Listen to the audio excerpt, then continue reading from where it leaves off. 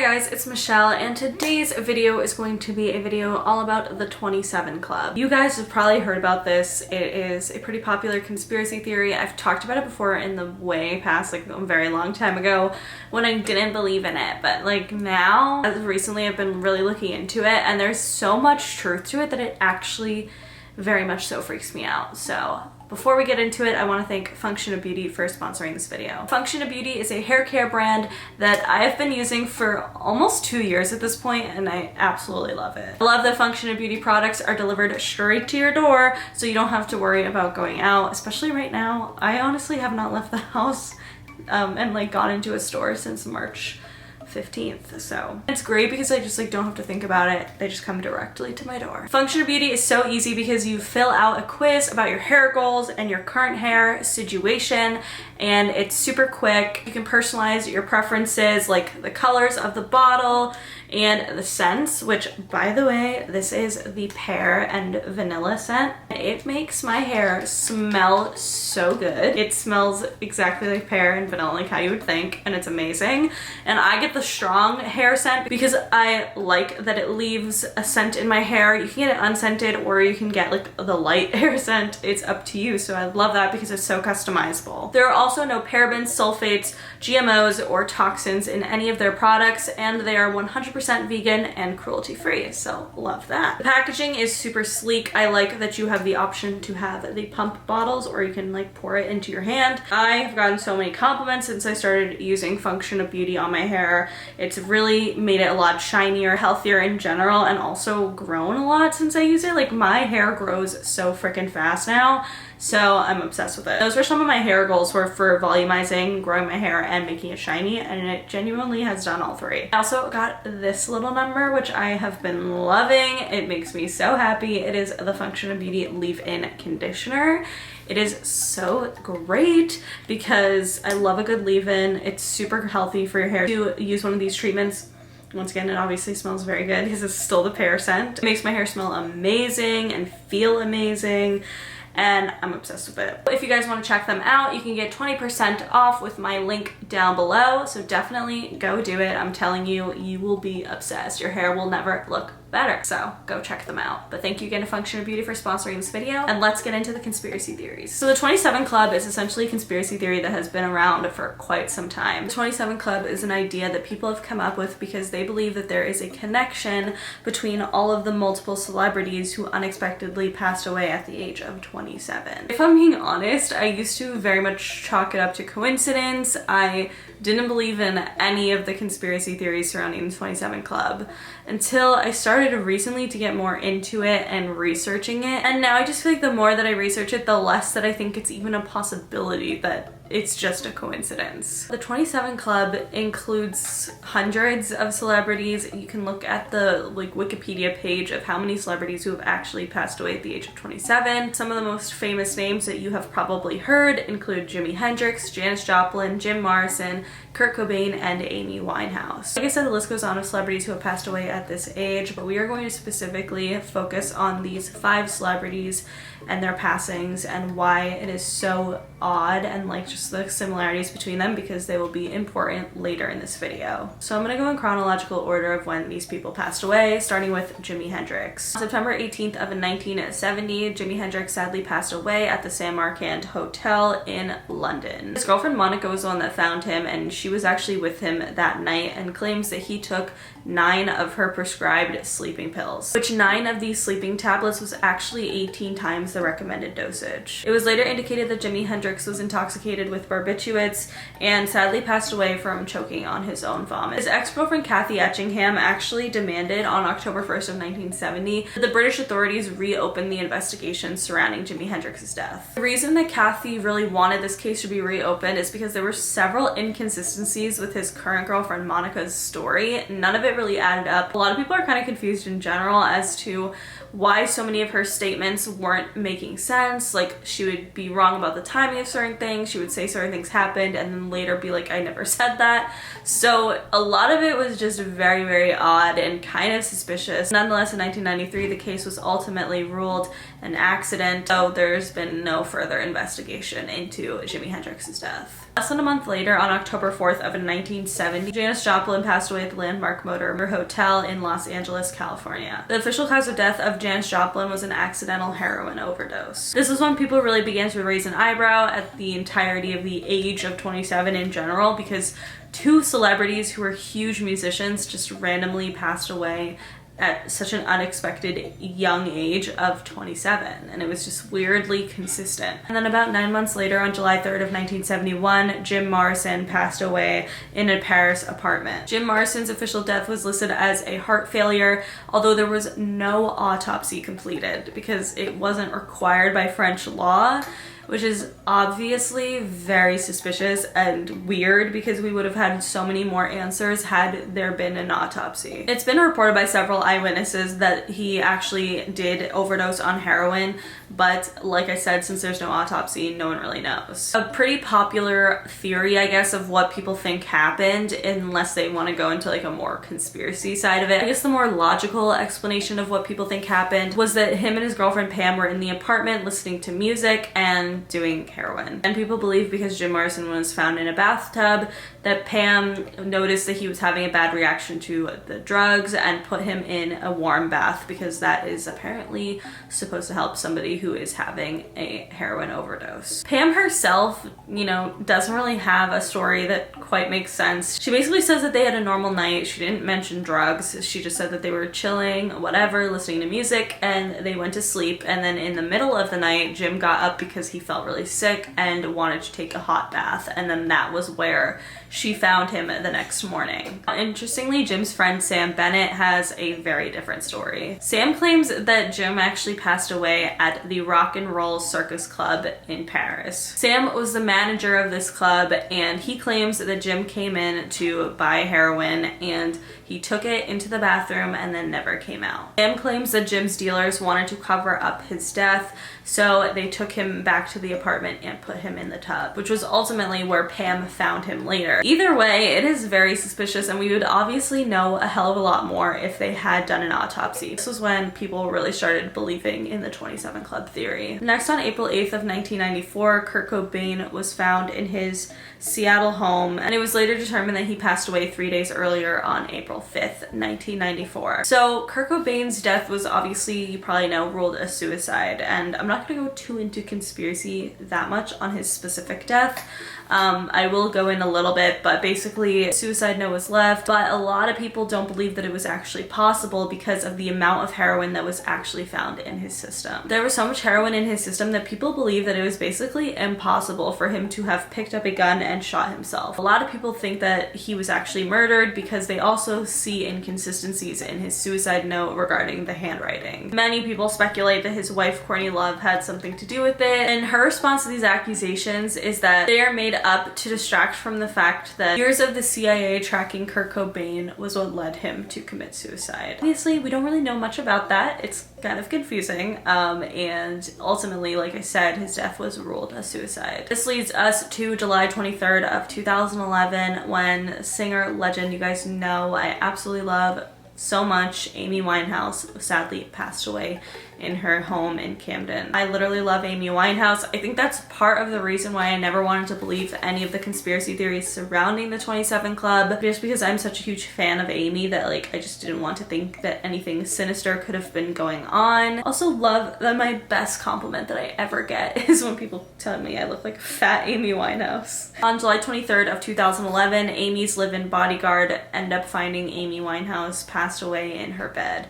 He claims that the night before that she was listening to music, watching TV, laughing, just singing at 2 a.m. She had been drinking for a period of 3 days before her death, and a lot of people have a lot of misconceptions about Amy Winehouse. She was actually not on drugs for the last 3 years of her life. She was clean of hard drugs. This manifested in more of an alcohol issue that she dealt with the last 3 years of her life. She was actually sober for about 2 weeks before her death because she actually allegedly thought that she was pregnant, which is really, really sad because Amy really wanted more than anything to have a child, and it's just so upsetting that that couldn't happen for her. It was determined that her blood alcohol level was 5 times the drink drive limit. A lot of people thought her death was super suspicious. I think just because she died at a young age, but a lot of the neighbors claim that they heard drumming at super late hours of the night. And this is what leads us into our first conspiracy theory of what people think is the 27 Club. This is what I feel like most people believe, like I said, but I personally don't believe this theory. Of course, you know, when it's celebrities, many people go to the Illuminati as their first response. Essentially, the Illuminati has the idea that it's this powerful group of people, including celebrities, politicians, billionaires, like all these people who, you know, sell their souls to the devil in order to gain fame and fortune. Personally, I believe in the Illuminati. I don't think that they sell their souls to the devil. I don't think it's like that. I think it's much more a ton of terrible things. I still, like I said from the beginning, I don't really think that celebrities are necessarily the ones who are involved. Like regular Hollywood celebrities like Amy Winehouse, like, you know, Kurt Cobain. Like, I don't think that celebrities like that would be involved because there's so many fucking celebrities. It would be so difficult to manage. It would be a shit show. But I do think the Illuminati involves politicians and billionaires specifically. Not like every billionaire, but like the ones that like are very rich. That's my personal opinion on the Illuminati in general, but I will tell you what people think the Illuminati relates to the 27 Club. The people believe that these celebrities who have passed away at the age of 27 actually sold their souls to the devil in order to gain very quick fame. Basically, the deal with the devil that they made is to use their music to promote subliminal messages to their young audiences. Like I said, to me, this theory doesn't really make sense. So people consider people who die at the age of 27 to be Illuminati sacrifices because people think that the Illuminati worships the devil, and that's, you know, the whole concept behind it. Where, you know, I sometimes think where there's smoke, there's fire, so maybe it's not fully untrue. But in regards to the 27 Club, I don't think that this theory really holds up. To me, what makes more sense is the astrological side of it. I never believed in astrology until like maybe like 2 years ago, a year and a half ago, and now I just, you know, I can't look back. I literally wrote down, be thinking that cults are illogical, but being like, I believe in the stars. I'm telling you, if you think that astrology is dumb, just hear me out and look at this with an open mind, because personally, I used to think astrology was dumb, and now I'm an astrology gay, so love that. So as we go into this theory, like I said, keep an open mind and pretend that you fully believe that astrology, or maybe you do actually believe this, that astrology is accurate and real. So go into it with that open mind. Because I feel like if you can believe that all of Hollywood worships the devil and there's a huge cult, that they sold their souls to the devil, I feel like you can believe in, you know, science a little bit. Like, not, okay, astrology is kind of science. Obviously, astronomy is actually real. The zodiac signs are actually a real thing. It's just whether or not you believe that they have effects on your life is up to you. But pretend they do. So there is this thing called Saturn Return, and Saturn Return, according to astrology, is a super important part in someone's life. Saturn represents discipline, taking major steps in life, and learning hard lessons, and ultimately growing up. Saturn Return is when Saturn returns to its original placement when you were actually born.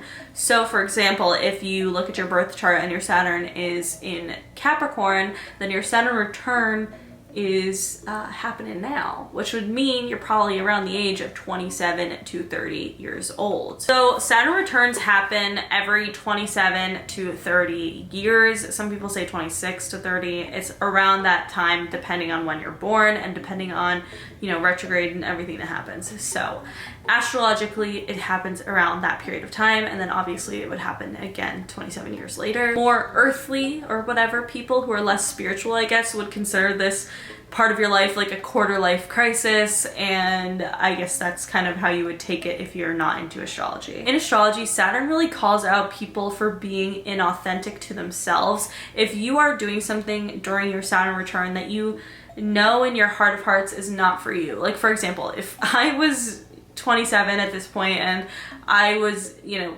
being an accountant or something that is just not meant for me, I would very much be having a hard time in regards to that, because Saturn really pushes you to see your truest self and to move forward in your life, because this is a very influential part of your life. When you turn 30, it's like between the ages of like honestly 25 to 30, I feel like is a huge transformation period where you really go from being a kid to an adult. I know like obviously you're technically not a kid when you turn 18, but I don't care what anyone says, you're a kid till you're 25. 25 after that is like very much like when you turn 26, like I feel like I'll have a crisis because that's like a very big age of when you actually become an adult.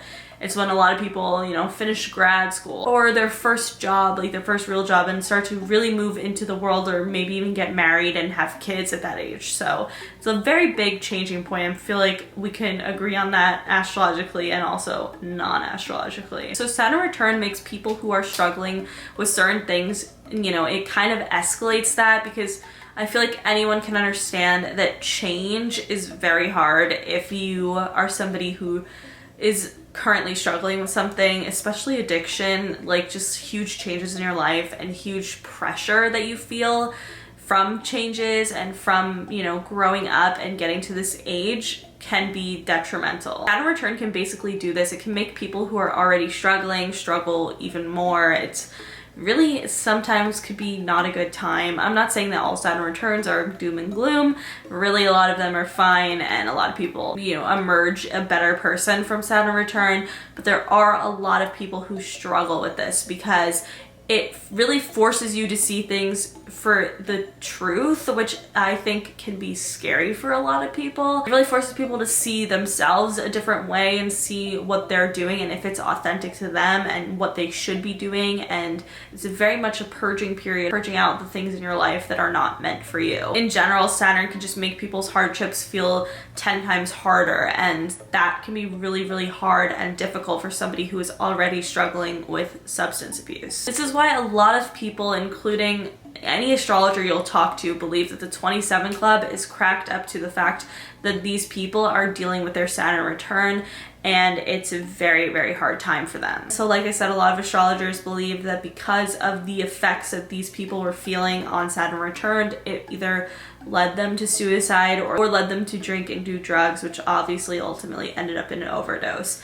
It's not necessarily saying that the reason that they died is because of Saturn return. It's not saying that, you know, Saturn return will kill you, you're gonna die 27. Like, it's not like that. It's saying that Saturn return can potentially makes life a lot harder for a lot of people, and this can in turn lead to these decisions that end up in, you know, death. And it's really sad and really, really horrible to think that what these people were going through during this time. It's honestly tragic, really, but it does make sense if you believe in astrology, if you get into it. I know it's kind of weird, and I know a lot of people have been more accepting and open to it, so that's cool, but it's definitely something that is important to take note of, because clearly there's a pattern with people who pass away at the age of 27, and it's not just 27. I've seen a lot of 26, 27, 28 like years old, like less than 30, and that whole period could be the effects of Saturn return and feeling those effects. Every single one of these people we talked about involved drug or alcohol abuse, and that is like a key thing with Saturn return if that is something you're struggling with already. So it's just really sad, and I just hope all of these people are at peace wherever they are. Like I said, I don't personally believe the Illuminati theory. You can believe whatever you want to believe, but I do actually believe in astrology because I can see how Saturn return, like if I look into other people's lives, like that's the interesting thing, is if you look into people's lives that you know, you can see how Saturn return has affected them. If you're not 27 yourself yet, but you know, I'm sure you know people who are, so look into their charts and it gets really, really interesting. And honestly, I suggest you watch people's perceptions of any of these people's birth charts, because they're actually astrologers and they know more than I do, and I feel like the way that they describe it and explain it makes a lot of sense. So definitely look into it. That is it for today's video. If you guys liked it, please give it a big thumbs up. Let me know in the comments below what you guys think about these conspiracy theories. Do you believe that the 27 Club conspiracy theories have some truth to it?